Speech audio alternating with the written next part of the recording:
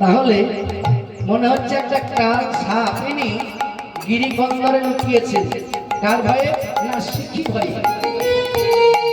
শিখি মানে ময়ূর।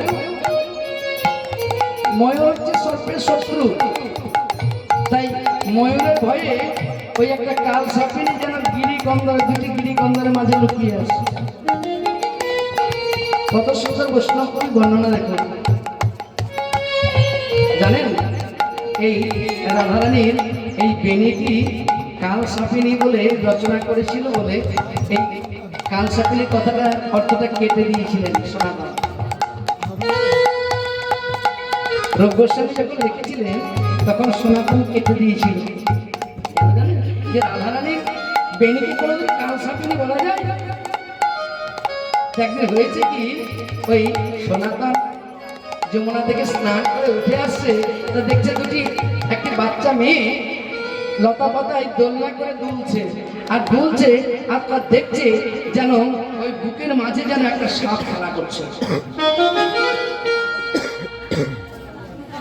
এই সনাতন তার বাচ্চা বালিকা, সে বালিকার বড় বড় চুল হয়ে গিয়েছে, সে বেনিগুলো এমন ভাবে দুলছে, তখন মনে হচ্ছে একটা কাল সাপ দুলছে। সঙ্গে সঙ্গে ছুটে এসে শিব এই রূপ গোস্বামীকে জড়িয়ে ধরে বলছে, আমি তোর কাছে কি অপরাধ করেছি ভাই আমার? প্রত্যেকেরা দার্শনিক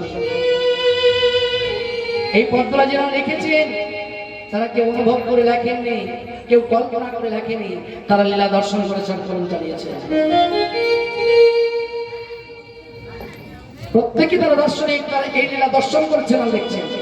তাই বলছে দেখো যে রাধারানীর সেদিন থেকে আবার লিখলেন, এই পর্যায়ে আবার সূচনা করলেন।